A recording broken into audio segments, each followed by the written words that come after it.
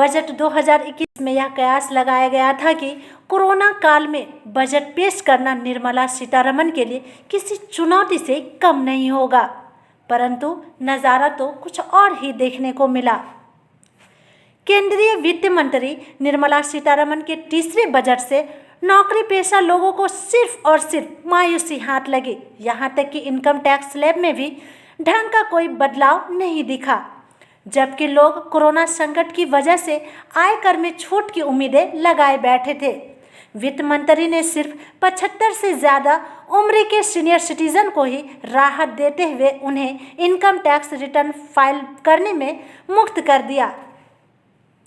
वित्त मंत्री ने अपने बजट भाषण के दौरान घोषणा करते हुए कहा कि सरकार 75 साल से अधिक उम्र के बुजुर्गों पर पड़ने वाला दबाव कम करने जा रही है। उन्होंने यह भी कहा कि जिनकी आय का स्रोत सिर्फ और सिर्फ पेंशन है, उन्हें अब इनकम टैक्स रिटर्न नहीं भरना होगा। वित्त मंत्री ने एनआरआई के लोगों को टैक्स भरने में होने वाली परेशानियों को देखते हुए उन्होंने डबल टैक्स सिस्टम से छूट देने का ऐलान किया। वित्त मंत्री निर्मला सीतारमण ने बजट 2021 पेश करते हुए जहां कुछ चीज़ों के उत्पाद कर में बढ़ोतरी का ऐलान किया, तो वहीं कुछ दूसरी चीज़ों के आयात शुल्क में वृद्धि भी कर डाली, जिससे इलेक्ट्रॉनिक सामान जैसे मोबाइल फ़ोन, चार्जर महंगी हो सकती है।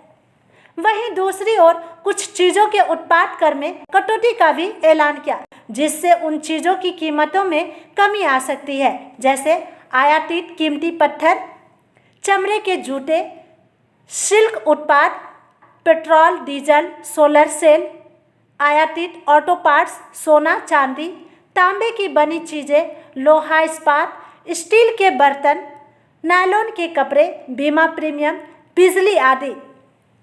इन सभी को देखते हुए सवाल उठना तो लाजमी है, क्या वित्त मंत्री निर्मला सीतारमण ने बजट 2021 के जरिए कई राज्यों में होने वाली विधानसभाओं को साधने की पुरजोश कोशिश कर रही है?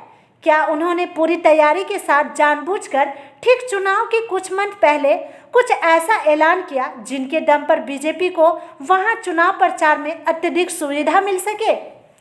ये सवाल इसलिए भी उठ रहे हैं कि वित्त मंत्री ने पश्चिम बंगाल, तमिलनाडु, केरल और असम पर खास मेहरबानी दिखाते हुए उनके लिए कई अहम स्कीम का ऐलान किया, और करे भी क्यों ना, क्योंकि इन चारों राज्यों में इसी साल विधानसभा चुनाव जो होना है।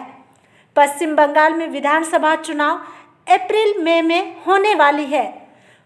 चुनावी माहौल को देखते हुए वित्त मंत्री निर्मला सीतारमण ने क्या खूब मौके का फायदा उठाया।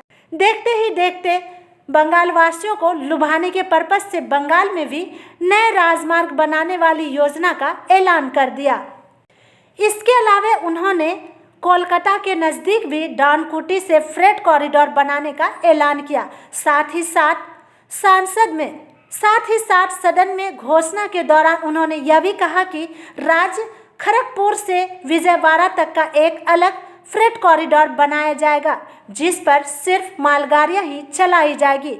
फ्रेट कॉरिडोर बनाने से मालगाड़ी की ढुलाई और तेज हो सकती है।